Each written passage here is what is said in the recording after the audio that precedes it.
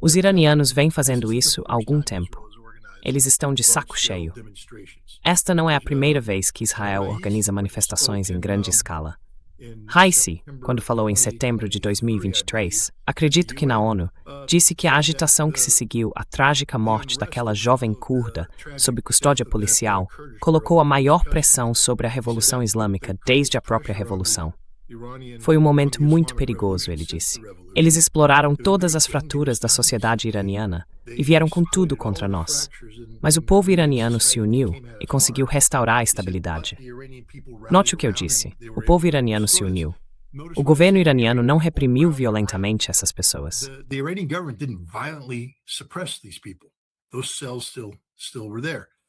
Essas células ainda estavam lá. Elas deveriam se levantar durante a guerra de 12 dias em junho, mas a decapitação não aconteceu, e os israelenses as mantiveram em reserva. Mas os iranianos sabem dessas coisas. Todos aqueles operadores de drones que eles capturaram estão mortos, foram enforcados, como mereciam. E agora eles pegaram todas as pessoas que cometeram assassinatos em nome de Israel. Israel acabou de perder a maior parte de seus ativos. E é por isso que Israel está em pânico agora. Porque se Trump não atacar, então Israel não conseguirá fazer isso novamente. Essa era para ser a grande jogada. Era para ser a mudança de regime. A teocracia não deveria existir por muito mais tempo.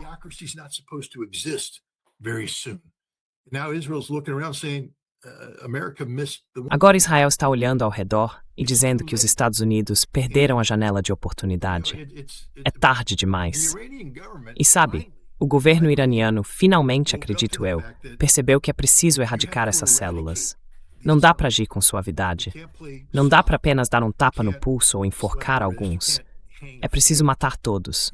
E acho que é isso que eles estão fazendo agora. Não acho que o povo iraniano esteja perdendo muito sono com isso. Os israelenses estão, e a facção pró-Israel está perdendo muito sono.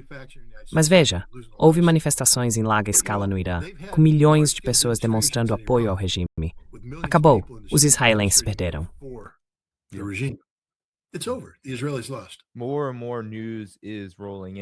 Cada vez mais notícias estão chegando, e acho que seria útil para o público entender quais seriam as consequências de uma guerra com o Irã. Porque agora estamos ouvindo, e isso me surpreende, algo que acabou de sair. Autoridades israelenses e árabes sugeriram, em particular, que os Estados Unidos adiem ataques ao Irã.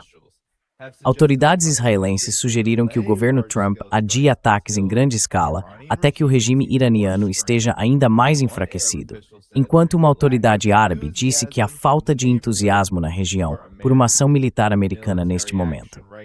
Mas, Scott, há pessoas que estão muito entusiasmadas com uma guerra contra o Irã. Aqui estava Lindsey Graham diante de doadores sionistas, justamente quando surgiu o anúncio de que Trump poderia atacar o Irã.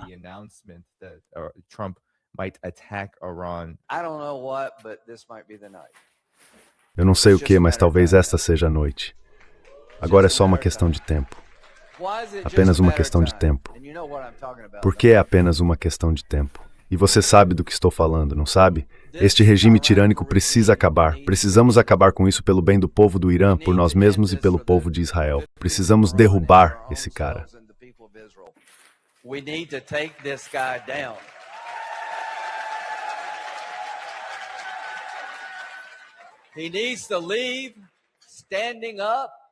Ele precisa sair de pé ou deitado, não me importa. Ele precisa ir embora. E se conseguirmos fazer isso, será a maior mudança no Oriente Médio em 1000 anos. Hamas eliminado, os Houthis eliminados, o povo iraniano como aliado, não inimigo. O mundo árabe se aproximando de Israel sem medo. Arábia Saudita e Israel normalizados. Nunca mais um 7 de outubro. Não tenho dormido nem comido há 3 ou 4 dias.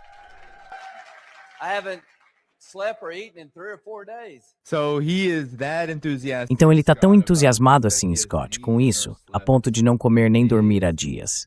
Scott, fale sobre as consequências de uma guerra com o Irã. Quais seriam realmente?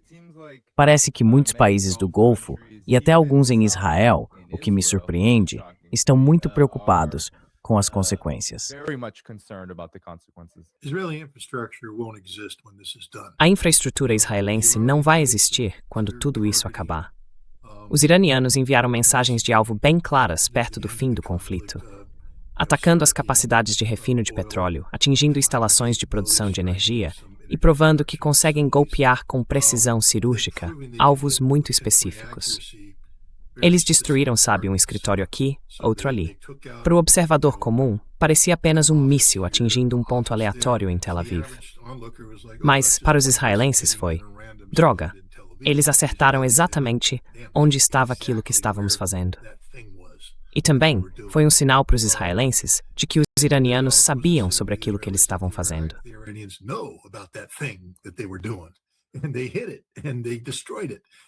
E eles acertaram e destruíram. É por isso que agora você está em pânico. Quero dizer, ele estava em puro pânico porque os iranianos enviaram mensagens muito claras. Sabemos de tudo, e se quisermos, podemos acabar com isso. Mas veja, o problema é que Israel feriu o Irã, e o Irã também estava ferido. Então, ambos os lados queriam que essa guerra chegasse ao fim. Mas o Irã não vai esperar 12 dias para enviar essa mensagem. Ela virá no primeiro dia. E então, quero dizer, não estou dizendo que eles vão matar Netanyahu, mas eles poderiam muito bem matar Netanyahu, dependendo da reação dele, de como ele reagir. Eles poderiam matar boa parte da liderança israelense, e acredito que a liderança israelense estará na mira.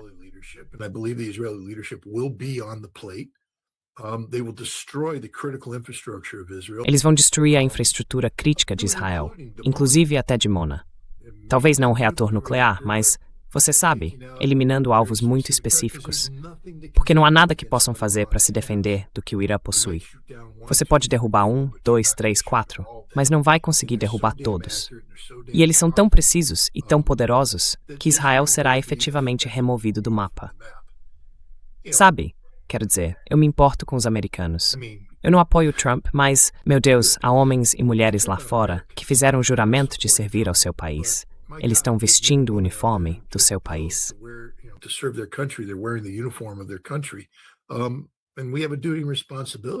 E temos o dever e a responsabilidade de garantir que suas vidas não sejam desperdiçadas em vão.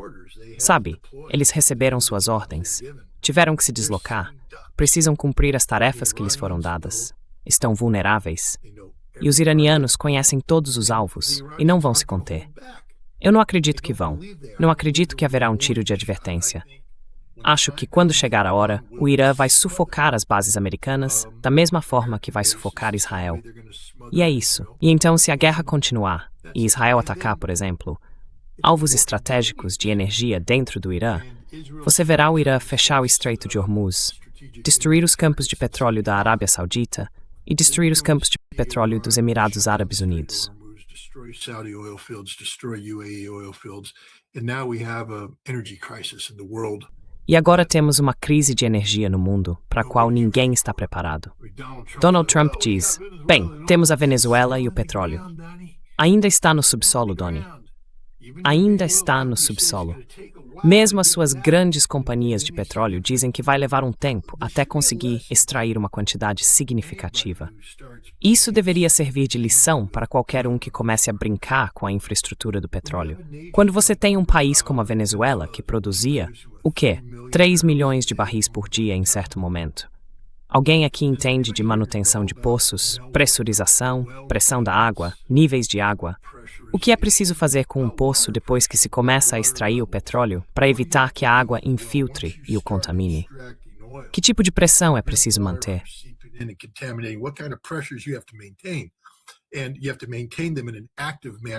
E você precisa mantê-los ativamente enquanto o petróleo é extraído. Não é algo reativo. Tudo é planejado. Então, quando você começa a desativar a produção e reduzir esses poços, a pressão desaparece. Os níveis de água sobem, ocorre diluição e a integridade do produto é comprometida. Agora, isso não significa que ele se torne inutilizável. Apenas significa que você o tornou muito mais caro quando finalmente for extraído. E então, quando você retoma, é preciso repressurizar, refazer todo o processo. Essa é a realidade. Isso acontece quando dizemos, bem, a única nação no mundo que evitou isso foi a Arábia Saudita, que, de propósito, construiu em excesso sua infraestrutura de extração de petróleo, porque deveria funcionar como o freio. They were supposed to be in the United States. Well, we need more oil. Eles deveriam ser o freio dos Estados Unidos. Bem, precisamos de mais petróleo na economia. Ei, Arábia Saudita, aumenta um pouco aí. Precisamos fazer os preços subirem. Ei, Arábia Saudita, desacelera um pouco. Temos que administrar isso. E a Arábia Saudita fazia isso. Eles aumentavam ou diminuíam a produção conforme as ordens dadas pelos Estados Unidos. Mas isso exige estabilidade global em termos de energia. Quando os Estados Unidos entram e destroem essa estabilidade por causa da estupidez das nossas sanções, quero dizer, de novo, América, eu olho ao meu redor agora. Luz, luz, luz. Energia, petróleo, sabe? Plásticos, petróleo. O petróleo está em toda parte. O petróleo está em tudo o que temos aqui. O petróleo não serve apenas para produzir gasolina. O petróleo torna a vida moderna possível. Oil makes modern life possible. We need a lot of it. Precisamos de muito disso, mas de forma sustentável.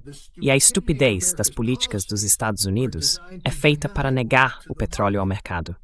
Agora, nós produzimos nosso próprio petróleo, mas o preço vai subir. Eu não sei sobre o americano médio por aí, mas minha conta bancária é extremamente limitada.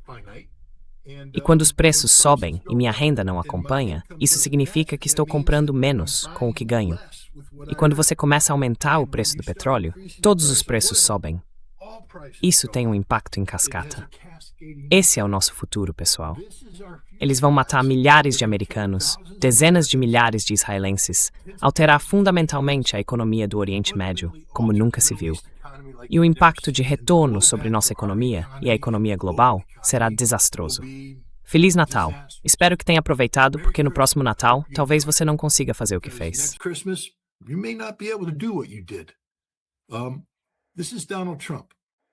Este é Donald Trump. Este é o homem mais maligno do planeta, o homem mais perigoso do mundo. E é isso que ele está fazendo hoje. Não caia nessa conversa sobre o regime iraniano maligno. Veja, na época em que Ahmadinejad foi eleito presidente, eu meio que acreditei nessa coisa de Ahmadinejad, cara mau. Mas depois fui ao Irã investigar. Isso foi durante o governo de Ahmadinejad. E lá encontrei algumas das pessoas mais maravilhosas do mundo. Eles adoram os americanos, fazem de tudo para serem hospitaleiros. São muito instruídos, são modernos. Nós, americanos, pensamos no nosso padrão de vida. Vão ao Irã, pessoal. Deem uma olhada no padrão de vida deles. Eu dirigi pela superestrada que sai de Teherã em direção a Qom, rumo à instalação de Natanz. Há uma cidade ali perto.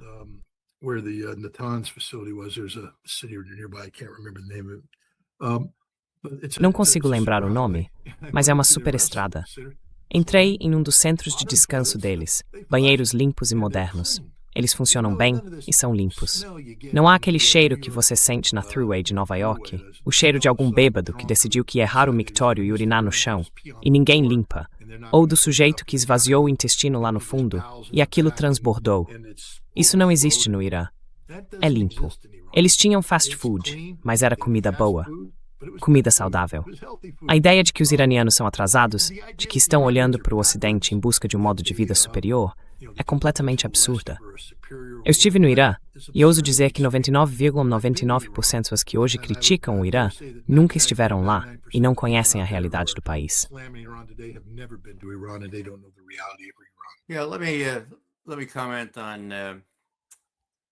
Sim, deixe-me comentar sobre isso. O coronel da Força Aérea, Lindsey Graham, que era advogado na Força Aérea, perseguia desertores e pessoas que não queriam ir para a guerra. Ele vivia nos alojamentos, no clube dos oficiais e assim por diante. Lindsey Graham é o tipo de pessoa que o ministro da Defesa Haley, em Londres, é. E eu só quero trazer um pouco de realidade para isso, porque embora a porta-voz do Ministério das Relações Exteriores da Rússia, Maria Zakharova, seja diplomata por excelência, de vez em quando ela perde a calma, certo? E o que ela disse quando Haley afirmou: "Vamos sequestrar Putin. Ele é o primeiro da nossa lista. Vamos sequestrá-lo e fazer um caso triunfal de crimes de guerra", foi o que ela declarou oficialmente na TV russa.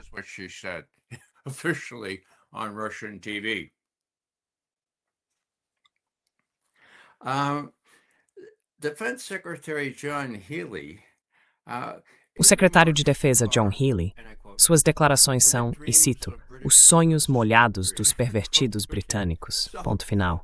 Certo. Então agora temos esse tipo de coisa com Lindsey Graham.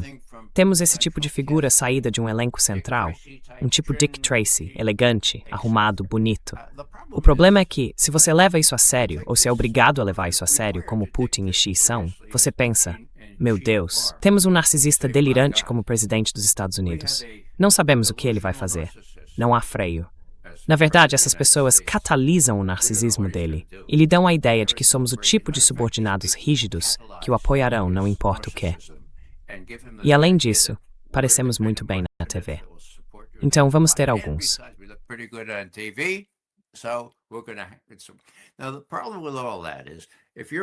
Agora, o problema com tudo isso é o seguinte. Se você for o Putin, digamos o Putin, ele está olhando para o outro lado e pensando, meu Deus, de quem o presidente depende para receber conselhos sólidos? Bem, a resposta talvez seja Tulsi Gabbard. Onde estava Tulsi Gabbard quando as grandes decisões estavam sendo tomadas na Venezuela? Ah, ela estava tomando sol no Havaí. Certo, acho que isso provavelmente é verdade. Ela não foi consultada. Então, deixe-me trazer isso de volta a uma perspectiva histórica. Quando a CIA foi criada, Truman queria uma agência que tivesse acesso a todas as informações disponíveis para o Pentágono, o Departamento de Estado, os decodificadores, todos os outros. Um lugar central ao qual ele e o presidente pudessem recorrer e dizer, olha, me diga as coisas como elas são, certo?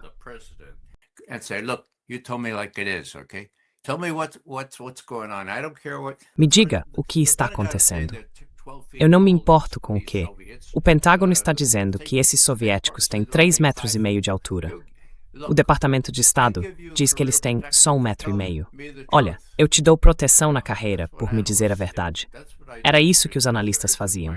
Era isso que eu fazia por 2/3 da minha carreira, até o Bobby Gates e o Bill Casey estragarem tudo, certo? Mas nós conseguimos dizer isso ao presidente. Agora, e sobre a mudança de regime, certo?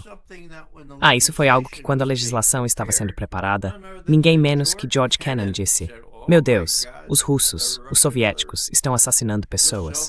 Há todo tipo de truques sujos.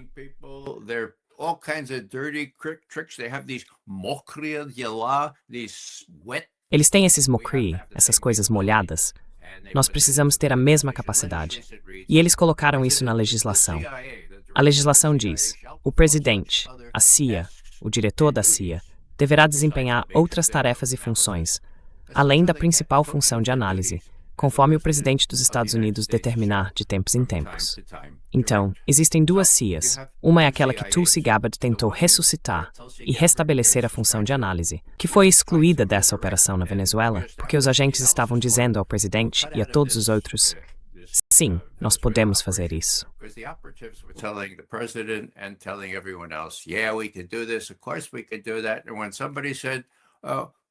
Claro que poderíamos fazer isso. E quando alguém dizia, e quanto à próxima semana? Ou quanto ao próximo ano? Isso era indelicado. Estava fora de questão, certo? Então o que estou dizendo aqui tem precedente histórico, certo? O que aconteceu em 1953? Bem, eu me formei no ensino fundamental em 1953. Mais tarde descobri que nós derrubamos um fantoche de inclinação soviética e de esquerda, que por acaso era o primeiro-ministro livre e independentemente eleito do Irã pela primeira vez em 2 milênios. Certo? Agora, qual era o nome dele? Mossadegh. Qual foi o seu crime?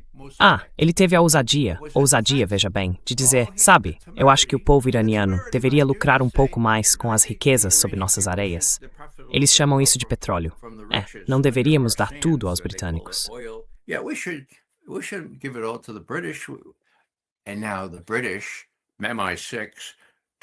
E então os britânicos, o MI6, pegaram a recém-criada CIA, veja bem, era apenas 1953, pelo ombro, e disseram, não, vocês rapazes jovens precisam entender, é assim que se faz quando um novato no terceiro mundo acha que o petróleo sob o seu solo pertence a ele. E houve um golpe terrível. E no ano seguinte, eles fizeram a Guatemala. Outro novato. Eles têm feito isso o tempo todo. Agora, o que estou tentando dizer aqui é que isso está na própria legislação. E mais tarde, quando o presidente Kennedy, talvez este seja o melhor exemplo, estou tentando dar um contexto aqui. Quando Kennedy assumiu o cargo, informaram-nos sobre a Baía dos Porcos.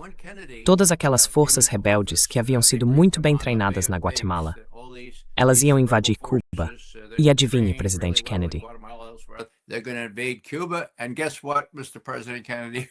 The Fidel Castro is going to fall because there'll be a Fidel Castro vai cair porque haverá uma insurreição popular e nós vamos nos livrar daqueles comunistas em Cuba. Então Kennedy olhou os planos e disse, sabe, acho que não. Ah, você diz que Eisenhower aprovou? Tudo bem, vá em frente. Mas veja, não espere que eu autorize o uso das Forças Armadas dos Estados Unidos, caso vocês fiquem presos na praia. Eles riram dele. E nós sabemos, pelas anotações manuscritas de Allen Dulles, notas manchadas de café encontradas em sua mesa depois que ele morreu, que ele disse, quando ficarmos encurralados na praia, o presidente não terá outra opção a não ser nos apoiar com aviões e tropas para que a operação não fracasse. Operação, lembre-se, Castro. Certo, então isso foi uma armadilha? O que JFK fez. E é isso que todo presidente deveria fazer.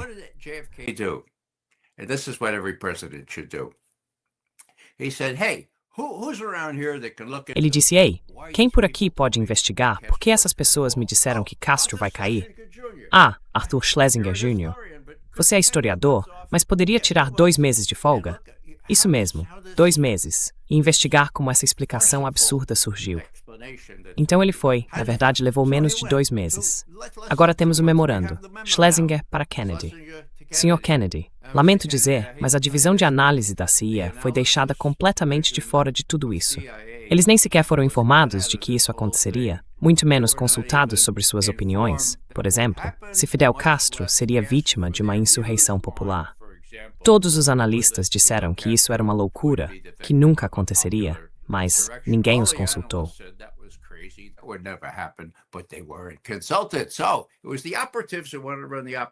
Então foram os operativos que quiseram conduzir a operação. Agora, a mesma coisa está acontecendo na Venezuela. O mesmo acontece sempre que você tem não apenas um diretor da CIA, como John Ratcliffe, mas também um assessor de segurança nacional. Agora, quem é o assessor de segurança nacional? Meu Deus, é o Rubio. Agora, o Rubio também é o secretário de Estado. Mas o assessor de segurança nacional tem o dever, na verdade, de encaminhar as coisas ao presidente. É possível ser muito seletivo, e muito do que o Trump foi levado a acreditar vem do Rubio, com certeza. Então, o que estou dizendo aqui é que isso precisa ser corrigido. E será corrigido. Bem, você sabe, a esperança é a última que morre.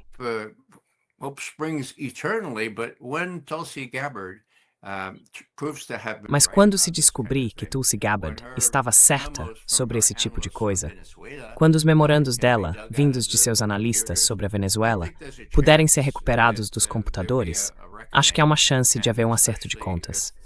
E especialmente se a Venezuela se tornar o novo Vietnã dos Estados Unidos.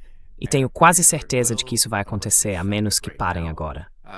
Então, sabe, talvez, só talvez, as pessoas caiam em si, percebam que existem 2 CIAs, as separem, entreguem o pessoal de operações ao Pentágono, onde eles pertencem, e deixem o pessoal de inteligência fazer a análise e produzir o que Truman chamou, várias vezes, de inteligência não tratada.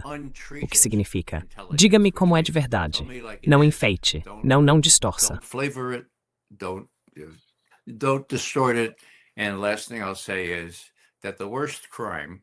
E a última coisa que vou dizer é que o pior crime, e eu vi isso, sabe, e o Scott também, foi o Iraque. Certo, nós sabemos que em 2 de julho de 2002, o chefe do MI6, Sir Richard Dearlove, foi a Langley para perguntar a George Tenet, o diretor da CIA, o que o Bush realmente planeja fazer. Agora o Tony Blair fala com ele toda semana, mas você sabe, não é a mesma coisa. Então Tony pediu que ele fosse descobrir o que vocês vão fazer. E quando Sir Richard Dearlove voltou para informar Blair, nós temos a ata dessa reunião, está escrito no parágrafo principal que Bush havia decidido invadir o Iraque sob o pretexto de armas de destruição em massa e terrorismo.